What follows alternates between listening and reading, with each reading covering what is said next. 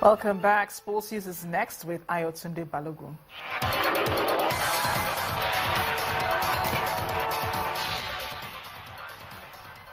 That's right. Karate Federation of Nigeria has expressed delight with the International Olympic Committee's announcement to support the inclusion of the sport in the Tokyo 2020 Olympics.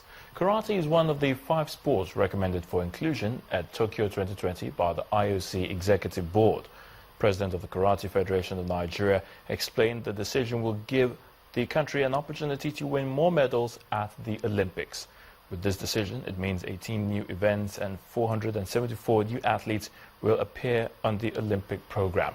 A final decision is due to be made by the IOC during its session in Rio de Janeiro this August. Nigerian strikers Victor Moses and Emmanuel Emenike have been released by West Ham United following the expiration of their loans.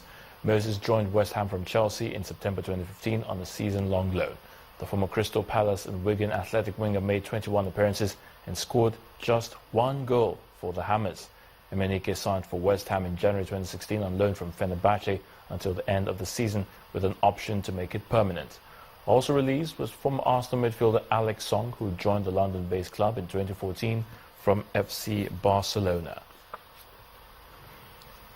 Eva Canero and Jose Mourinho have reached a settlement deal on confidential terms on the second day of her employment tribunal. Former Chelsea boss Jose Mourinho unexpectedly turned up for the second day's proceedings in Croydon this afternoon, as he made only his second public appearance since his confirmation as the new Manchester United manager. Canero was claiming constructive dismissal against Chelsea and has a separate but connected personal legal action against Mourinho, who left the club in December for alleged victimization and discrimination. The case was set to be heard over 7 to 10 days until June the 24th, but now a confidential settlement has been reached.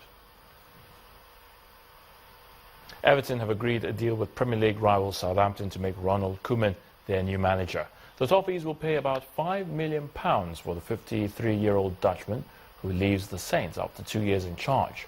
Everton have been without a manager since they sacked Roberto Martinez just before the end of the 2015-2016 season. Koeman, who is on holiday, will take brother Irvin and fitness coach Jan Klutenberg with him to Goodison Park.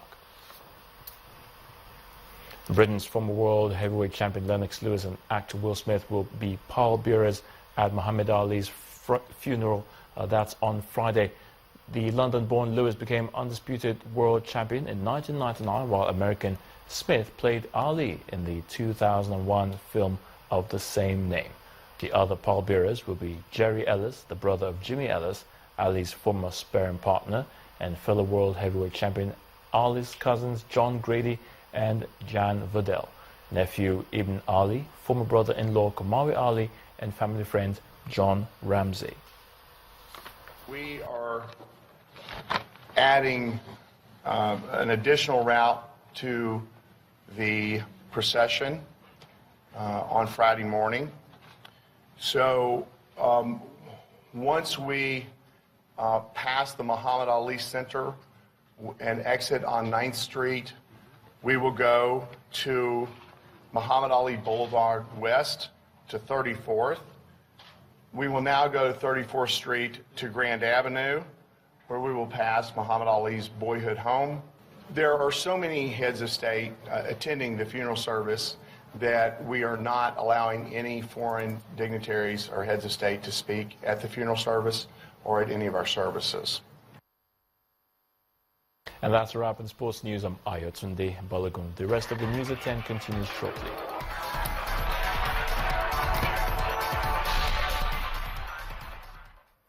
U.S. Democratic presidential hopeful Hillary Clinton has gotten the 2,383 delegates needed to become the first female presumptive nominee for the Democratic Party.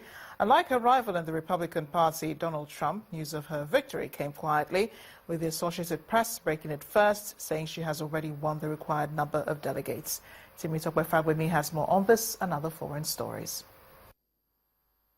An Associated Press count puts Mrs. Clinton on 2,383, the number needed to make her the presumptive nominee. If confirmed, she will become the first female nominee for a major U.S. political party.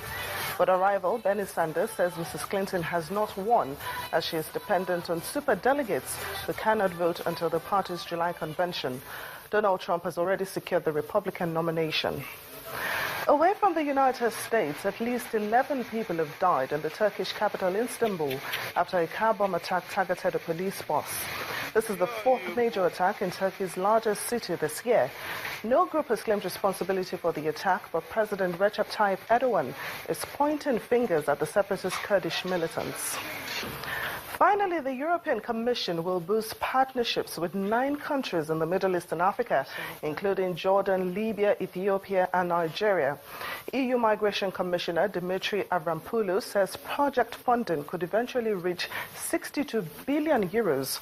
Controversially, it may include security help for Eritrea, Ethiopia, and Sudan. And that's the Foreign News Wrap-Up. It's back to you, Amarachi. Thanks a lot, Emenike. And the main news again. Vice President Yemi Osinbajo today met with governors from the Niger Delta region and security chiefs over activities of the Niger Delta Avengers.